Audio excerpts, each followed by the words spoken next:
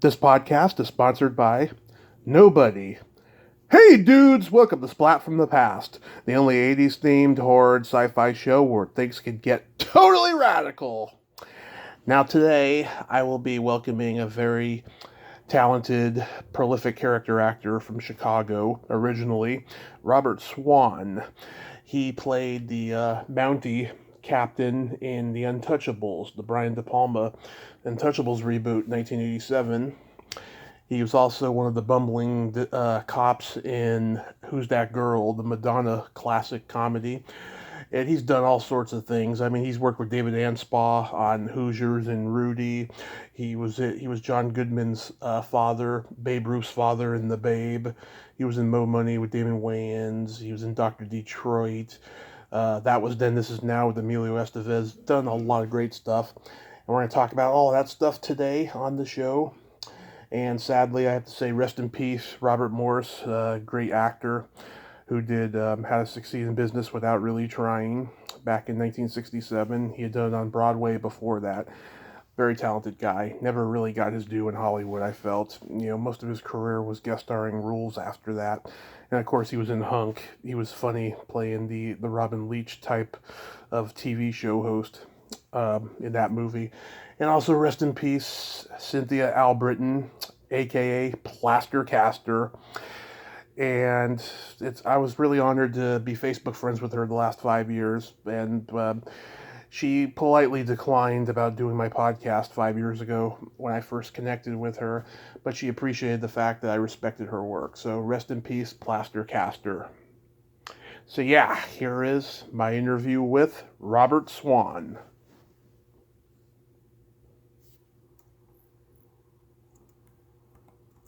Hey, Tommy.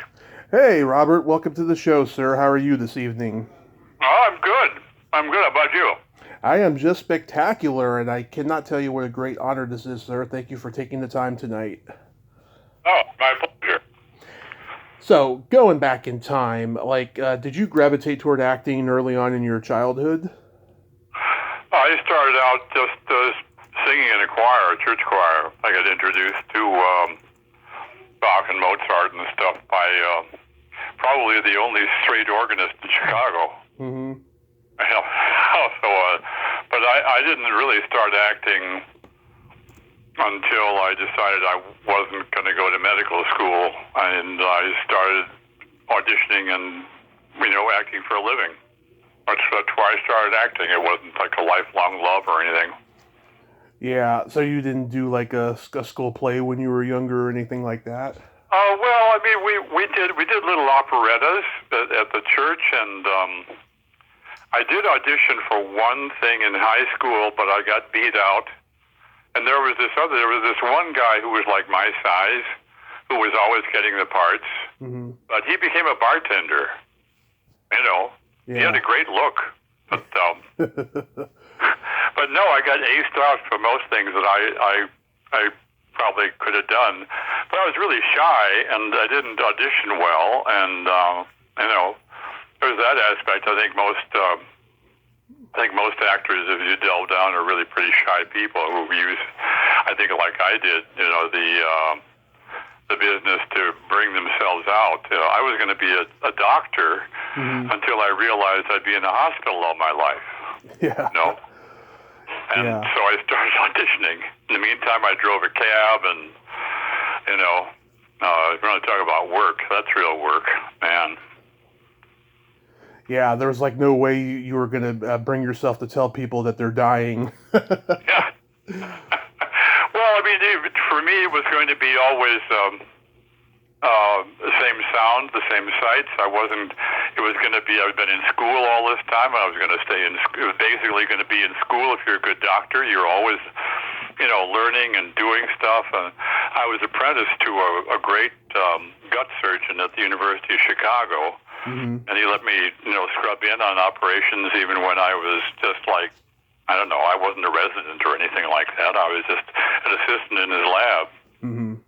And he lived for that place. And I thought, well, if I'm going to be like him, I have to live in this place. And I thought, well, I don't want to do that. So, so I it started. I became a cab driver for a little while, for about a half a year in Chicago, and survived that. Yeah. Even though I was nearly killed in an accident, that was my last day. Actually, it was my last day, my last fare, that I nearly got killed by some drug guy who was being chased by the police, and he was going 70 and ran into my cab as I was just delivering my final ride, because I had been hired to do summer stock that year, and I was leaving in a couple of days to go down to Central Illinois and do that all summer, so. And because I was always really able to act, my theory about acting is if you can convince your mom that you're sick and don't have to go to school, and she really believes you, it makes you a good actor, That's. Yeah. I mean, how else do you explain great child actors, There is no explanation for that, except that a lot of the talk about acting is a bit of falderall and a bit much sometimes, Yeah, and wow, a near-death experience like that could only happen in Chicago and maybe Detroit or New York.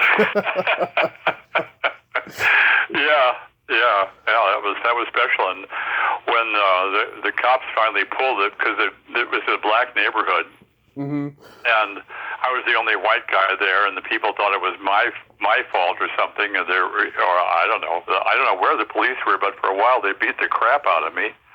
Yeah. And finally, the police showed up and took me to the hospital, and there, as I was bleeding all over the place. I covered with engine grease and all different kinds of cuts and stuff. I looked a lot worse, I guess, than I was. But while I was waiting in the the emergency room, I asked one of the nurses for a cup of orange juice or something. I'm sorry, she said, I can't give that to you because the doctors haven't ordered it. I said, well, where's the cafeteria? And she said, down that way, and it was about 2 blocks away. As I was leaving, kind of dragging along the ceramic tiled walls, leaving us, red blood stains and grease stains or whatever. One of the cops who was standing around there said, "Hey, can you get me a cup of coffee?" Yeah. Oh man, yeah, you're lucky to make it out of that. Yeah.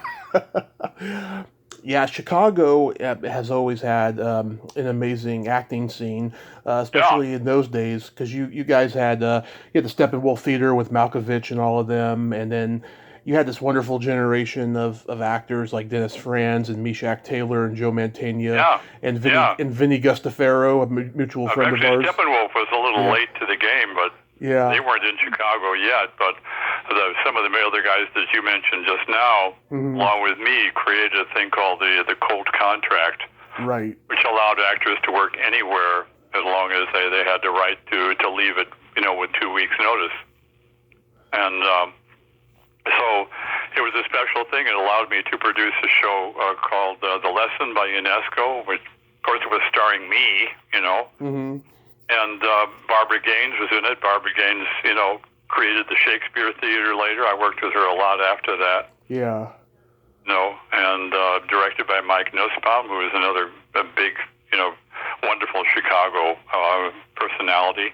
And we got more nominations for that year for best show, all different kinds of. They're called Jeff nominations, and there are our Tony Awards. We got more Tony Award nominations for that one show than Goodman did that entire year. Yeah. So, that kind of, and that we produced in a bar. It was a bar, and I think we sat something like 50 people or something, but it was a huge hit. And David Mamet would come by and buy me drinks and stuff, and get me to come to his stuff, and yeah, it was neat time. Do you think that the theater scene in Chicago has improved a lot since you first started, or do you think that the magic is gone? No. I think Chicago is probably, I think it really certainly is a better theater town than L.A. I mean, L.A. is, you really cannot make a living in LA. Well, you can't make a living in Chicago either. I mean, it's you really can't. My story is that I worked my first 5 years after the cab accident. I worked nonstop.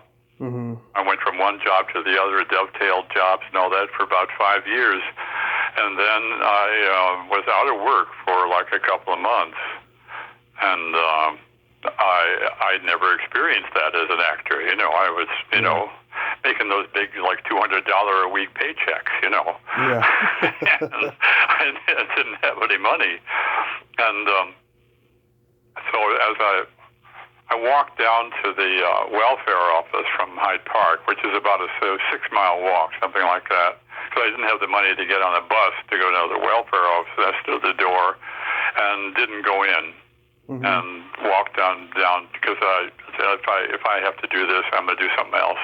You know, I got to figure out to do something else. And I walked down to get some coffee. I think it was somewhere downtown. I ran into a friend of mine, and he was talking with someone. And after that other fellow left, he turned to me and he said, "You know how much money that guy makes doing voiceover?" And I said, "No." He says he makes $250,000 a year. And I listened to his voice, and I thought, okay, that's what I'll do. So I practiced and became really good at it, and started making a real genuine living.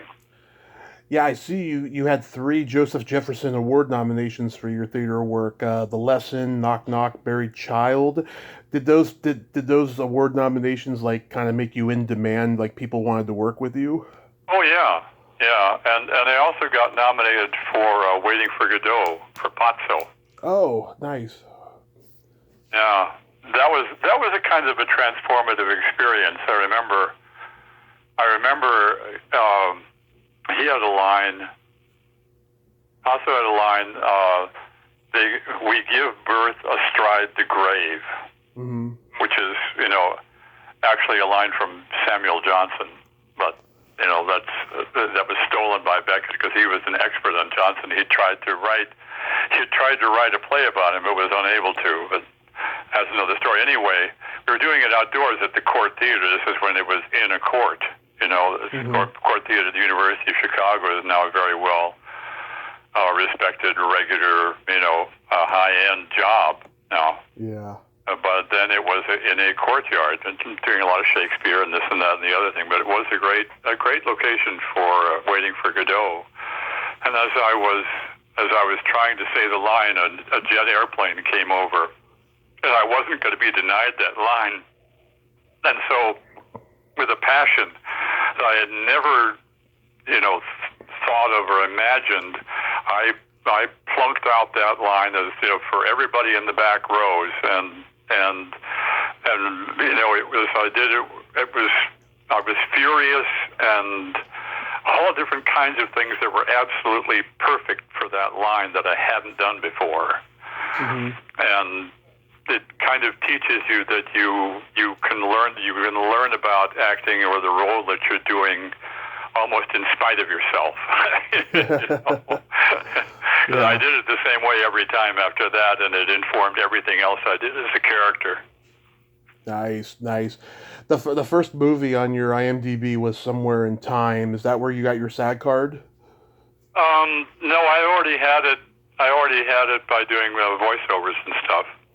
Oh, okay. But I got to beat up Christopher Reeve. Yeah. Sorry, he never really recovered. I mean, they have all kinds of stories about him, but don't believe him.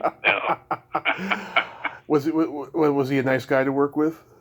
Oh, he was a sweetheart. He was very unprepossessing and smart, and I got to get to know him. And who's the other fellow in that? The Hills Are Alive with the Sound of Music. Christopher Plummer. Christopher Plummer, yeah. And I made friends with I was on that show for 3 weeks up in Mackinac, and I had like basically a one-day role, altogether. But in the meantime, to give me something to do, my buddies, as they became buddies, they were drinking buddies. I provided them a little Jack Daniels, and they brought me in every day for makeup, along with Christopher Plummer and Christopher Christopher. Is it Chris? Yeah, it was Chris Reeve and Chris Plummer. Chris Reeves, right? Chris Yeah. Reeves. I was writing about Christopher Plummer and Reeves. Yeah. Anyway, so I got to know them, and he was Christopher Reeves was very sort of almost contrite in Christopher Plummer's presence, and he would say stuff like, "Oh, you're going to go out there and work at 3 levels, and I'm only going to work at 1," and stuff like that. Yeah. It was neat. I got to watch, Christopher Plummer's technique. He used to practice his face. Yeah. He would say the lines and work his face to time it out and all that kind of stuff. It was kind of, it was a real education, sort of on the job. Did you work? I never took any acting courses in film acting, which would have been handy. That didn't really ever get in my way, but I remember I did Spencer for Hire, Mm-hmm. and there was a scene where I was walking with the star. You can help me with that, can't you? For Robert Urich. Robert Urich, yeah, Chicago guy. Yeah. And we were walking along during this scene, and it turned out that I didn't know that you had to, in movies, when people are side by side, if they're talking to each other, they can't actually be side by side, or you can't see them both. Yeah. And I was delighted to be walking side by side Robert Urich, and the first time we went through it, I apparently walked right, blocked the camera. And so they had to redo it, and nobody, including Robert Urich, nobody said that I was wrong or that I'd done something bad or anything like that. They were very sweet, and just said we just have to redo this. And as we were walking along, Bob Urich and I was again trying to walk like right next to him. I thought it was like the words or the interpret something that was a problem, but he sort of like kind of knocked me back a little bit, and then I went, "Oh, okay, all right." So I got my film acting chops attended to by Robert Urich. Yeah, wow. Also in Somewhere in Time, a couple Second City guys, Tim Kazurinsky and George Wendt, are in the movie. Did you know them already? No, there were a number of people. I don't know that George did all that much. Phil, none of us did really. Mm-hmm. we were all sort of picked up on the way. But I got to know Tim then, which is great. He's since gone ahead to become a really fine writer as well. Yeah. In addition to all that, he was co-writer on a TV series that I did later on with Daniel Travanti, that shot here in town. Oh, Missing Persons. Missing Persons, yeah. And Travanti has since become a pal. He's a great character. Yeah, he's a good actor, very underrated. Then you do Take This Job and Shove It, which was directed by Gus Trinkenis, who was one of the West Side Story dancers. What was he like to work with? Oh yeah. Well, he was a hoot. The whole thing was a hoot. It was kind of a grand party. We shot in this beer making town and on the Mississippi River, and we had a cast. I think we had there's Robert Hayes. There's Art Carney, Eddie Albert, Tim Thomerson. Right, Tim Thomerson. Wow. Yeah. What an amazing guy. I mean, he could drink. Unbelievable. I've heard. Yeah. Yeah. And thanks for helping me out with all the names and stuff. It's been a long time. Oh, of course. I met Robert Hayes 6 years ago at a horror convention. He is such a sweet, down-to-earth guy. Yeah. he was having a good series of things going on for him. I think at the time, wasn't he? Yeah. Yeah. He had a series called Angie that lasted one season, but people remember it, and of course the Airplane movies. Yeah. You played a CD biker in Dr. Detroit. How was that? that was short. I'm still getting residuals for that, though. You know. I mean, yeah, it's a cult film. Yeah. Yeah. And I think I was in something with Will Smith, or it really goes back. I was a corrupt cop or something, and I beat up somebody, and I don't even remember what that was, but I still get residuals for those things, all things, those and that, and the Untouchables and Hoosiers and a few other choice things, and a thing I did for the BBC, Miss Marple, a thing called The Caribbean Mystery. What about that? Still get stuff for those things.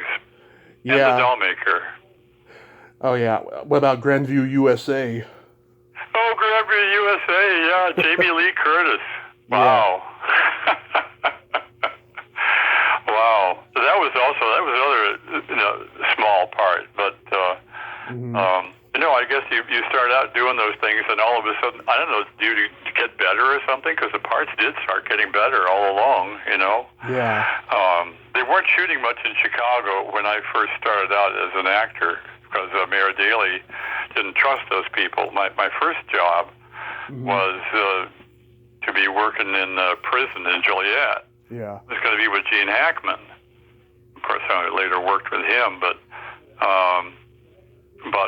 Daley didn't like the fact that it was about people escaping from Joliet. And in fact, they were escaping from Joliet about one a month. He didn't want that. Well, he didn't trust the whole movie industry, so he made it really tough on people to make movies here. And when he finally died, all of a sudden, Hollywood became a calling, and all of a sudden, by the time they started coming, Steppenwolf was thought to be the bee's knees, if you will, of acting ability and all that, and they had made a splash, I think, on Broadway, just as Daley was dying or something, or died, and their way of acting, if there is a way that they act, I don't know, was thought to be the only way. So if you're a Chicagoan, all of a sudden you were gold. All of a sudden you were the real thing. These actors in Hollywood, they don't know anything.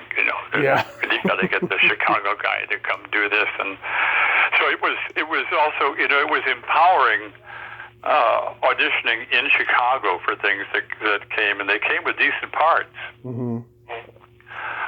And so that's partly how I got the Dollmaker with Jane Fonda. They came into town, and there was a very nice part left over, for a Polish neighbor of hers that, he's very intimately involved in everything, and I got to do a nice Polish accent and everything. I got to go to Polish bars and do my research, and it was a really, really neat experience. Hey, Christopher Plummer's daughter was in that. She was supposed to have been. Amanda Plummer. She was replaced. And I'm glad that she wasn't. I'm glad she wasn't in there, because the gal who replaced her was better. Malkovich was going to do my part.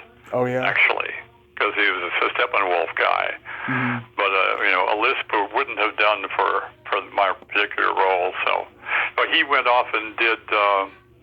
At the time, it was the Vietnam story. Anyway, he went off and played a photographer that didn't have much to say, but that was the beginning of his acting career as well on film. And so I got just sloppy seconds, if you will, but it was a much better part than the one that he had. So there you go. Yeah. Not jealous or anything. Don't worry about that. How about working with William Friedkin on that Twilight Zone episode? Yeah, that was totally cool. He's really something else. You know, when I met him, I was with a certain agency that shall go unnamed at this point, Okay. because I dropped them. But I came to see him there, and it was an impossible role to audition for, because there were just like the lines he was all the way through the thing, and he had a large part in it, but it was bits and pieces all over the place, and there was no way to establish any kind of through line, you know. And so I said, well, the role is the role of Big Bob, the owner of a cafe, you know, on a lonely country road somewhere, you know. And so when I sat down, I said, you know, Billy, I didn't say Billy, but I said, you know, there's no way to audition for this role. I don't know why I have to audition for it. I am Big Bob. I am Big Bob. You can see it. Yeah. And I'm from Chicago, too, by the way. And I had gone to high school with his wife. Barb? What is Billy Friedkin's wife that went around Paramount? Oh, Sherry Lansing. I can never think of her name. Yeah. So, you know, he said, okay, you got the part. And it was a very nice part, and I wanted my agent to ask for a triple scale, because she was CBS, and they were pleased as punch to have William Friedkin to direct this thing. I mean, it was the second go around of Twilight Zone, and so I knew that they weren't gonna bitch and moan over that amount of money, and my agent wouldn't do it. So I dropped them and negotiated it myself and got triple scale. So there you go. That's acting. Thank you. Amazing. Yeah. Yeah, I have a kind of a double personality in a way. I'm very shy, and I'm also really assertive, kind of arrogant. Yeah. There's kinder ways of putting it, probably, but you know, there's a thing where I really think I'm right. And I'm willing to, you know, to kind of go all out, and it was neat. It was neat to work with him. We had a guy who had the lead role, had a big scene at the end, and he was having a hard time doing. It was a long, very verbal kind of thing, and it was very passionate wrap up of the whole movie. And he was having a hard time getting through it because he was tired. It was the end of the day. We were wrapping the show after this, and we had to get that, and it had to be really, really good, really well done.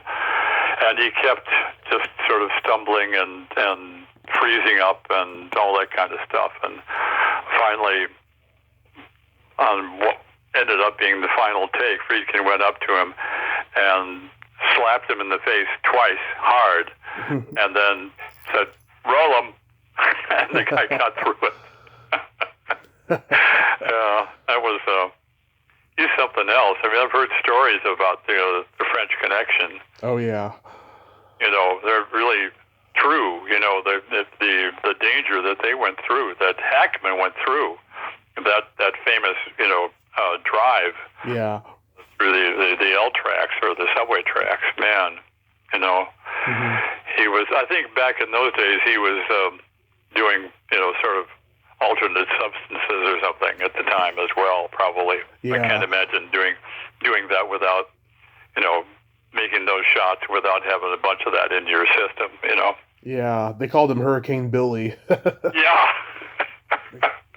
So you are a film lover, I can take it, huh? A huge film lover, yeah. I've talked to people who worked with him on French Connection and Exorcist. You know, they say he's a force of nature, but they like the end result of what he does. Yeah. Well, he's passionate, and he's smart and talented. All those things together, and what he's really trying to do is kind of what it ends up on screen. So. Yeah, he was a good guy. I was working loyal to Chicago people. Yeah. That's a good thing. I was working with a young Emilio Estevez on That Was Then, This Is Now. You were? No, you. Oh, I thought you said you were. No, yeah. No. Well, he was fine. There was another actor along with him who I think did. Craig Scheffler. Yes, Craig Scheffler. Yeah. Yeah. Craig was pretty full of himself. But that was. I met.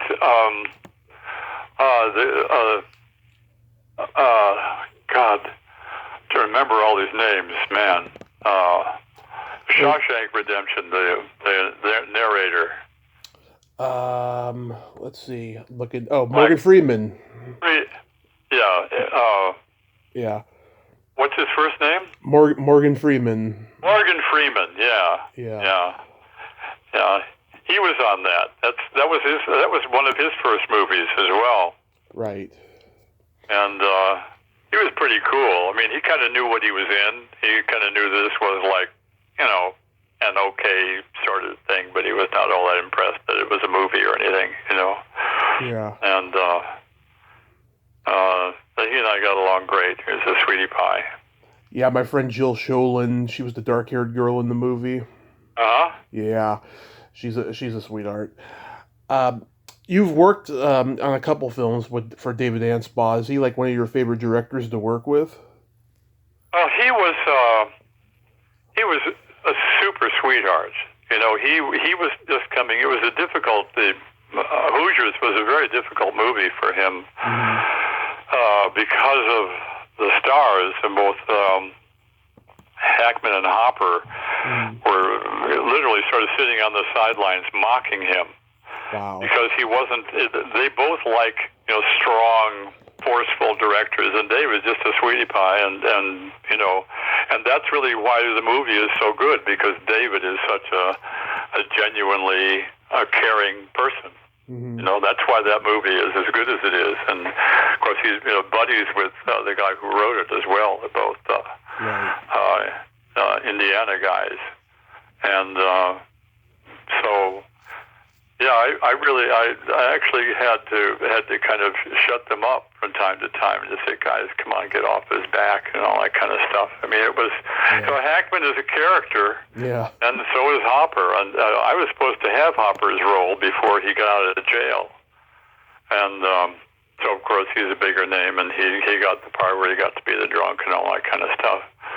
But I got a nice little role in that, too. I got to be around all the time and hang with Hackman, whom I developed a kind of a relationship with after a while, because I was there with him like all the time.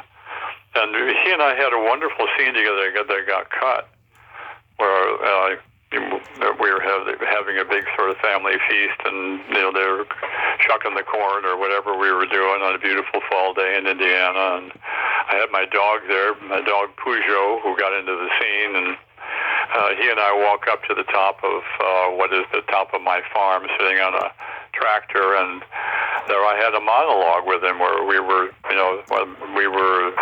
just talking, and so that was great. And after that, he kind of took to me, thinking that maybe I wasn't such a slob after all, and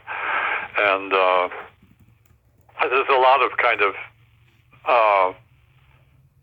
there's like a lot of kind of stuff in movies where people just sort of show up and do their lines and stand. It can be like opera, really. Where a lot of people who are already in the business and are really well established think that all they have to do is sort of show up, and there's what we call in opera park and bark operas, where you just walk to the middle of the stage and bark out your stuff and get the heck off. But that is not what Hackman is, by the way, at all. I mean, he's a very interesting character. He's neurotic and gentle and emotional and all kinds of stuff. He joined the Marines when he was 16 to get the hell out of Danville. Not all that far from where we were shooting. And we used to go off to whenever he was having a hissy fit with the director and getting really really pissed off. He would go with me and his girlfriend, who is a Japanese pianist. That he knew that we would go off and find a piano and go do some Schubert together. Yeah. You know, and we established, I guess, our relationship about the second week of the movie when I had a little, you know, I had precious little to say, and I was always looking for a little something, you know, to add if I could, you know. And so I had an idea for a scene. It actually didn't involve me saying anything. It was some sort of timing thing or something. And I brought it to him, and he said, no, and he just sort of brushed me off. And I said, all right, you're the big, you know, effing actor here. That's right, you know, blah blah blah. And I just sort of muttered my way with expletives, walking away from him. And just a little while later, I heard a voice next to me saying, hey, you know, it's not such a bad idea. Let's do that. And from that point on, we were not exactly pals, but we were pretty friendly. So you know, the stars get really used to just being idolized and stuff, and you have to kind of poke through, and then that means that they see who you are, you see who they are, and then, you know, everything's cool. Yeah, they all have their own different process of how they work. Yeah. How did you get cast in the Untouchables? They came to town. You know, they were looking for this, that, and the other thing. And I think I know why I got cast in that. Because I had been to Stratford earlier, and I bought a little maple leaf pin, which I liked to wear because it reminded me of Stratford. And when I came to audition, I wore that pin because I knew I was for a Mountie thing, right? And I knew there would be a director who had sharp eyes. And he never asked me if I was Canadian, you know. Yeah. But I'm sure he saw that, and I had the right, you know, attitude. I was nice and pompous and full of myself and all that, which is perfect for the part, you know. So the big voice, so because we were on, you know, shooting on a mountainside, sort of, you know, and shouting into the wind because it was like 30-mile-an-hour winds up there. That's a pretty good story, actually. Do you care to hear it? Absolutely. I mean, you're working with some legends there. When I signed up to do this role, nobody asked me if I rode a horse. And but finally, I guess that's the job of the assistant director. And nobody did, and the assistant director didn't. And he later claimed that I had said that I could ride a horse, but I hadn't ridden since I was 10 years old, and that was when I was being beaten by a sadistic pedophile. That's a whole other sort of horse riding story, but this was when I was like 10 years old, and I wouldn't acquiesce to his wishes, and so when I was on my horse, he was beating me. But that's the only time that I'd ever been on a horse until I did that scene. And so they called me late to come up to the mountaintop there. We were shooting between two ranges, really. And so they had short shooting days from like 10 to 4 in the fall. So they were way behind and all that. And I was sharing you know, a room with Andy Garcia, you know, a trailer room with Andy Garcia, and he'd gone up, and I thought, well, I think I'm in the scene with him, but nobody had called me. And finally, somebody came over and said, "You better get up there." So I trudged down up there, and there were Sean Connery and all Costner and everybody were sitting on the horses waiting for me. And I had looked at the script, and I looked at the scene there, and I realized that the script was wrong. And of course, it's a David Mamet script, so nothing can be wrong. Nothing can get changed in the Mamet script, you know, because you know, that's just how things were. He was very hot, and I guess still is, as a screenwriter. And so they brought me over to my horse, and as I got up, I almost fell off over on the other side. I got up fine. I was really happy that I was able to get up like that, and I started to fall over. Fortunately, the wrangler was there and caught me. And I caught a glimpse of Connery and Costner looking at me. This is the Mountie you got us? You know? And, you know, and so I thought we would probably like have a run of the thing and they didn't. They were just, the director was down about 200 feet below us, shouting up directions to us and all that, and I had wanted to change the words so that they would make sense, you know. Like it had to do with where the Canadian Army was coming from and all that, you know, so, and it really had to be changed, and I was sure that was true, but I also didn't want to just be shouting all the time. I wanted to have a close-up, by which I meant, you know, some of it had to be spoken rather softly. And so I started negotiating all of that, and you know, screaming down to the director, and he's just screaming back at me and all that, and I hear a voice to the right of me saying, "The sun's going down, lad. The sun's going down." The sun's going down is translation of that. Connery was one of the co-producers of that movie, yeah, and they were like way behind and all that. So we did that, and then you know, then the scene where we have the galloping, you know, the hordes coming down the mountainside. Well, I got a chance to say charge. I got the chance to be in a big movie. Shoot my gun off and yell charge. You know, imagine that. That's, you know, it's totally cool. Anyway, so for the first take, they held the horse and had cotton in his ears. And for the second one, they had cotton in his ears. Then they let him go and took the cotton out of his ears and shot the gun. You know, I'm shooting the gun like right by his ears, and nothing to be done about that.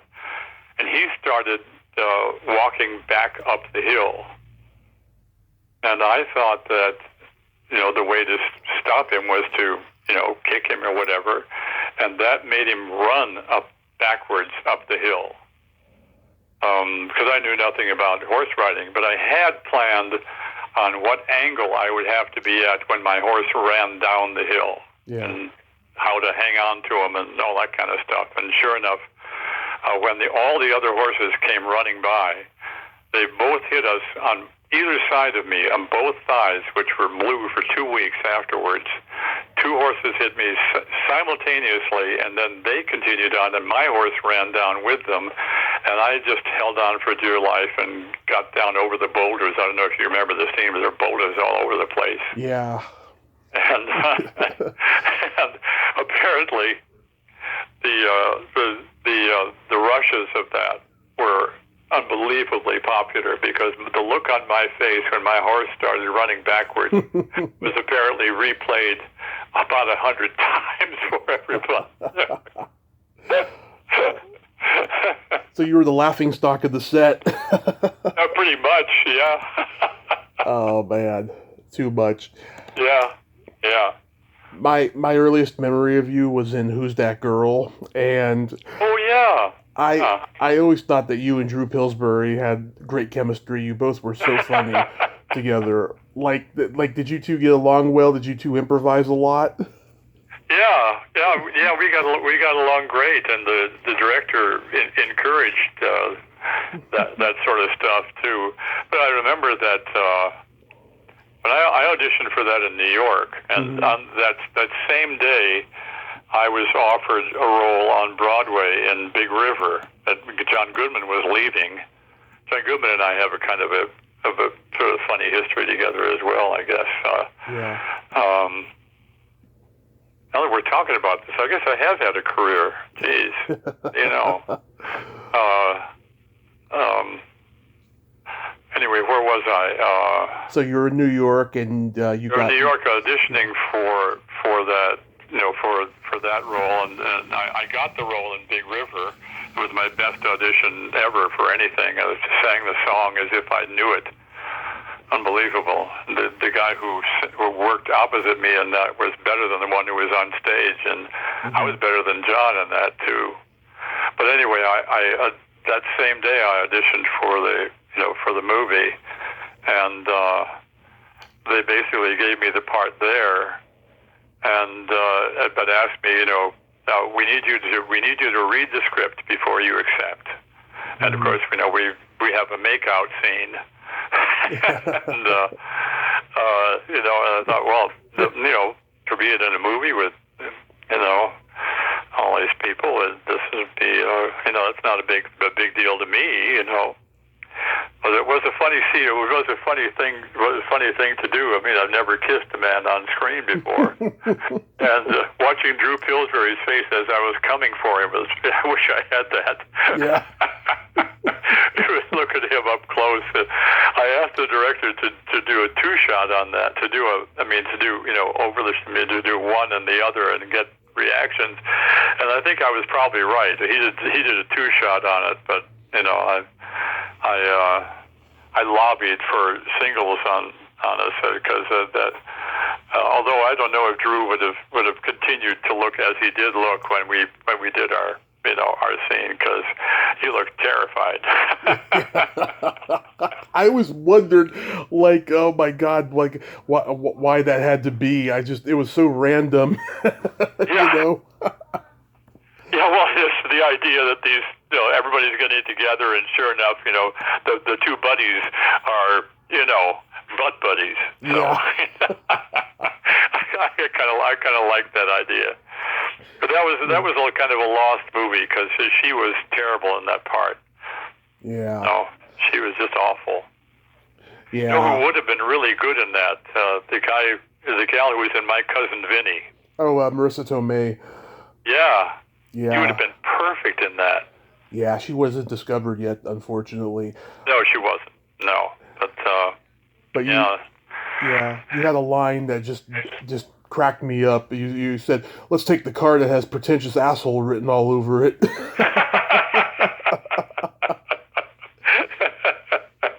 Yeah.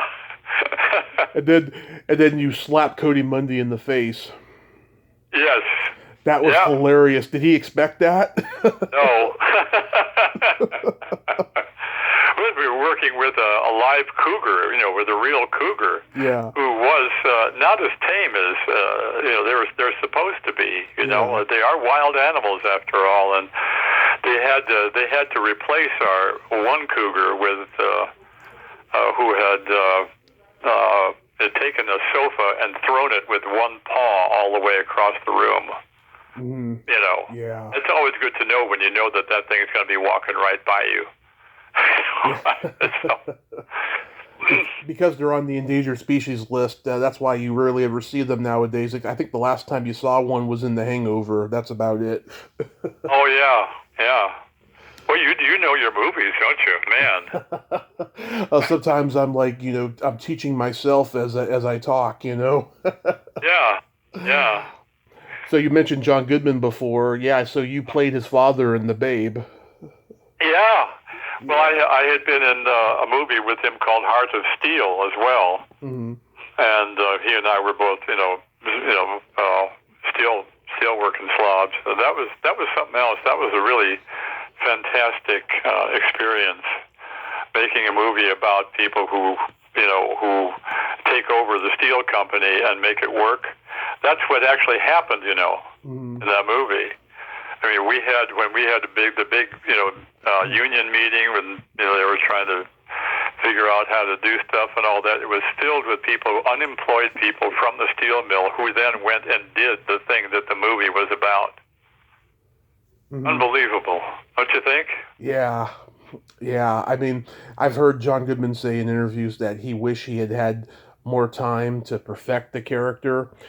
Because, he was on Roseanne at the time, and they just didn't give him enough time between the last episode of the season and then filming the movie, Yeah.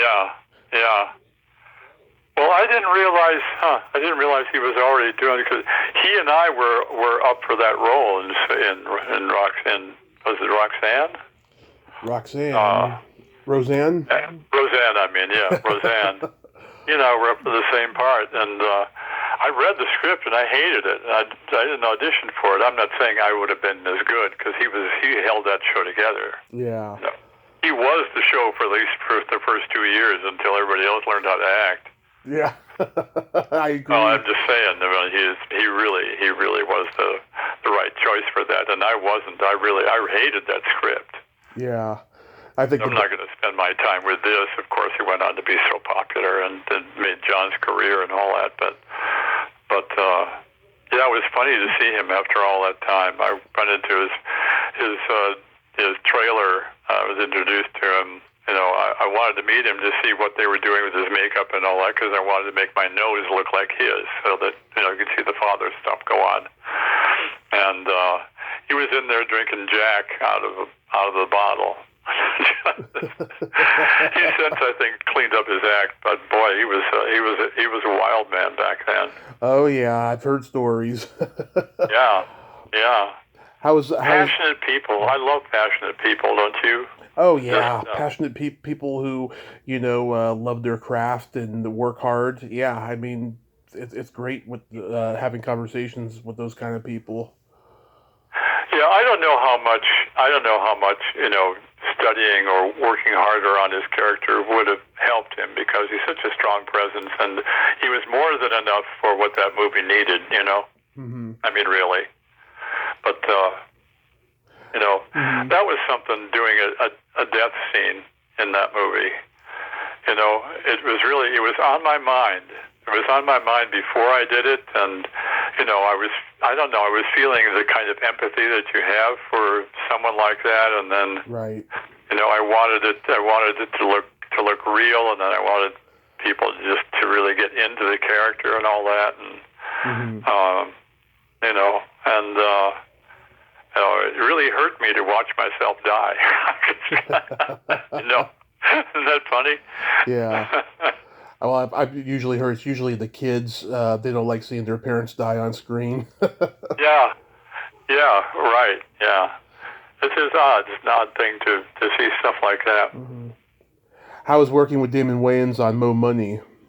Oh, it was Damon Wayans. Okay, yeah. I thought I forgot who that was. Yeah. He was really, you know, kind of in charge of that whole thing. He was in charge of everything, and he was working with his brothers, I think. Yeah. On that, wasn't he? In Living Color was the show.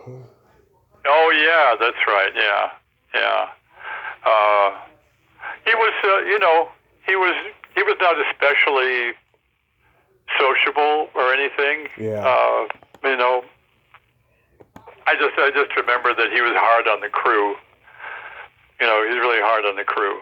That's all I remember. But he's not the only one who's like that. Of course. Natural Born Killers. Natural Born Killers comes to mind. Yeah, I was just thinking of that. Yeah, he's really good with the actors, that guy. Oliver Stone, yeah. He's wonderful with the actors, and just, you know, he wants things done right now. He can't imagine why it takes him any time at all to light or to put things where this, all that kind of stuff. You know, it was actually genuinely kind of nasty, you know, to those people, but then to the actors, sweetness and light. Right. You know, that's as Tommy Lee Jones, you know, a beautiful human being. Don't you think? I mean, you haven't heard anything other than that, have you? Well, I've heard, you know, he doesn't suffer fools, but everyone I've talked to who's worked with him says that, yeah, when they see him work, it's like magic. Yeah. Well, you know, when you have that much talent and you have people, I'll wager he just doesn't suffer fools at all, you know, and that's all. You know, if you're straight with them, I'm sure it doesn't matter. You can be like completely off the charts somewhere as long as you think you're being real, you know. Yeah. So are you retired from acting, or do you still do it? Well, I suppose you could say I am, but I still do some radio stuff, and I've written a screenplay for myself if I'm physically capable of doing it. We'll see. I've been sort of hit by 2 layers of cancer and 1 of septicemia, and I died in a car crash in the last 10 years or so. Yeah. So, but I'm coming back, and my character is Samuel Johnson, who at the age of 74, which is close to what I am, looked just like me. You know, he was this decrepit.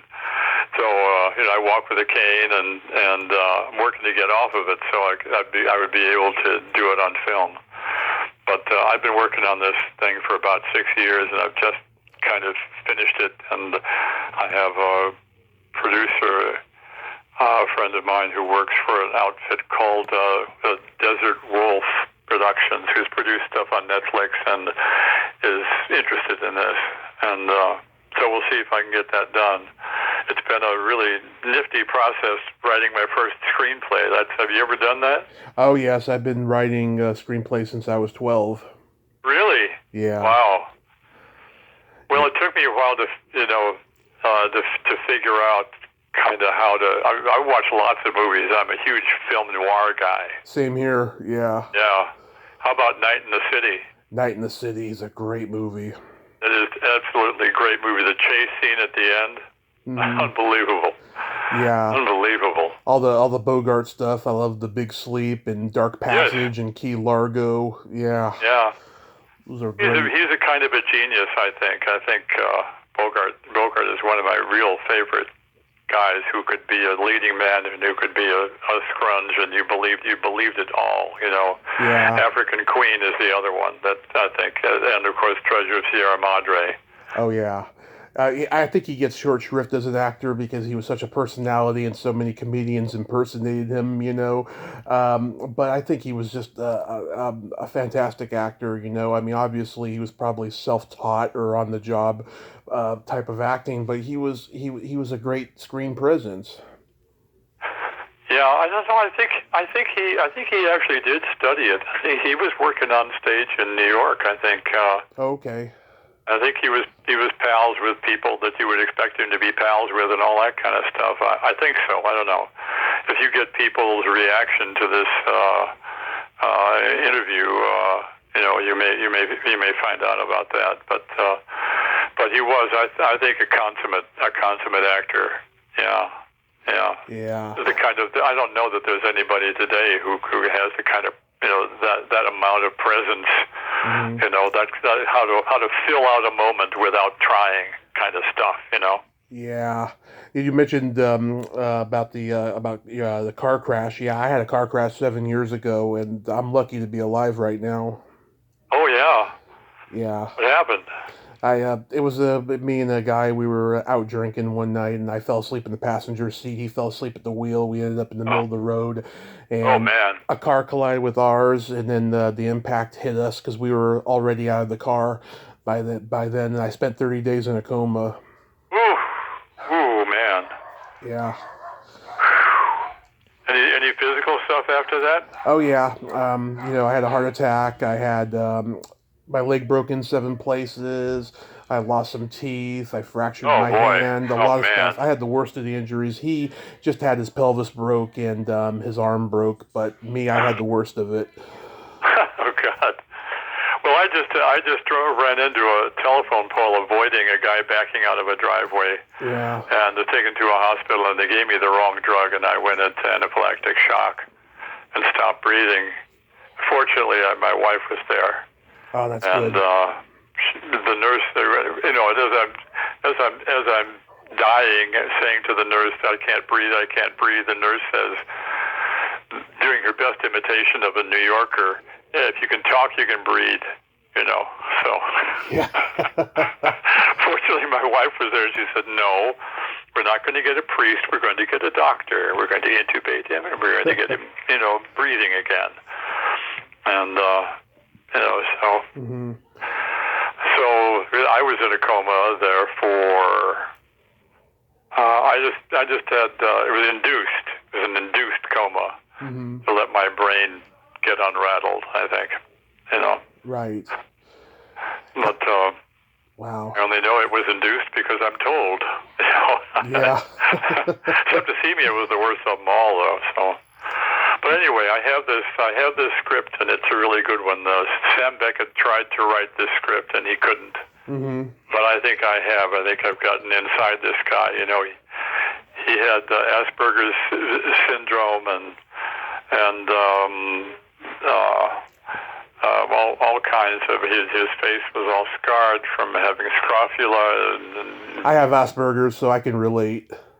Yeah.